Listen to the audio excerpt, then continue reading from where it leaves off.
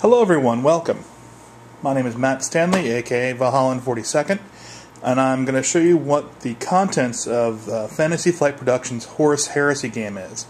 As you may know, Horus Heresy is one of the pivotal events of the 40k universe, and it shows the player either being the Emperor or being Horus. Now, I've not unboxed the game. I'm going to show you actually what it comes with. It's one of Fantasy Flight's larger coffin-style games. It's the first time this box has been opened, so of course, there's that new game smell. Alright, so we have a rule book here. Nice and full color, like all of Fantasy Flight's games. It looks to be rather thick, but if you're used to Twilight Imperium or things like that, you should be intimately familiar with the size of Fantasy Flight's board games. Now here's one of the cool things. Because this map never changes, what does change to change up the game and to make it more complex and more replayable is they have scenario guides. I haven't looked at this before, but a friend of mine who does own the game said that this really changes everything and makes the game replayable. He says he's played it about 6 times, had a great time with it, with just Scenario 1, which is very slanted towards the Imperium. Alright, little promos for upcoming stuff. Of course, you get that with every single game nowadays. Toss that over there. We have our trader reference sheets, and I assume our reference sheets for the Imperials in here as well, too. All these, of course, are nicely done. Here is the game board. Now you see the Vengeful Spirit. That is the flagship for Horus.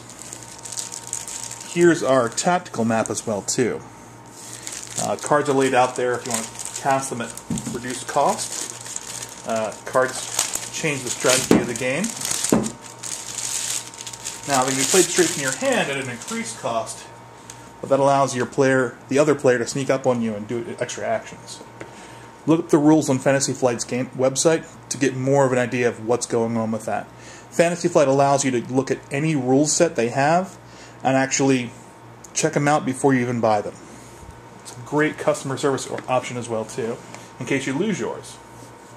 Alright, now here we have the Imperial Palace, right in this section right here, as you can see. And we have the Citadels right here, the Citadel of Justice, the Crucible Factory Complex, and the Factory Complex here. Now in the game itself, these will actually be punched out like so and replaced with 3-dimensional plastic figures which are included with the game, including the palace as well too. Really great design on their part. Of course, this is nice thick cardboard, as you can tell here. That's really nice and thick, sturdy like any Fantasy Flight game would be. And no Fantasy Flight game would be a Fantasy Flight game without about 1,000 counters. So your wound counters here, Trader Chits, Imperial Chits. These are for the various Primarchs and personalities. And the Emperor right here. Horus is around here somewhere, I'm sure. That probably him right there. And you've got your various tokens here for depending on which Marine Force you are. All the Marine Forces are gray. All the Chaos Marines are colored appropriate to whatever god they worship. So your War Eagle will be red, etc. Here are our games here. Actually our fortifications. There's the Imperial Palace, which is 7 different areas.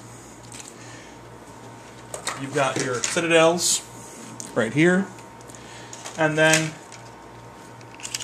your factories right there. Assuming in here, we'll have a bevy of all the wonderful chits. The black dice bases here will denote the traders. These here will denote your Imperial forces. The amount of points they have on each base, there's a 4-point right here, 2.1 right here, will determine the level of opponent you've got. So the more points, the higher power they are. You've got clear bases for your various personalities. So a deck of cards for actions, More decks of cards for actions. Traders. The ubiquitous little tiny cards that Fantasy Flight is famous for. Yay!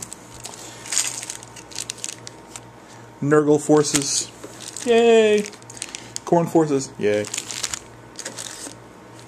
Zinch, I assume, by the Blueness. And our Imperial Forces are all gray. Alright. I'd like to thank... Oh, there we are. There's Slanesh. Nice purple. Goes along with the same color combinations you have in Chaos in the Old World, which is another excellent game I highly recommend. Again, Fantasy Flight has hit this one out of the park. It's a beautiful looking game. I'm sure it'll be great to play. I haven't played it yet, so I'll get back to you guys with that and how the gameplay was. But it looks to be another humdinger of one. I'd like to thank the D6 Generation and Alex of Charm City for giving me a preview of how the game looks and works.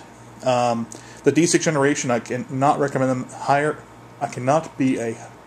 Yes, they are very good. Blee.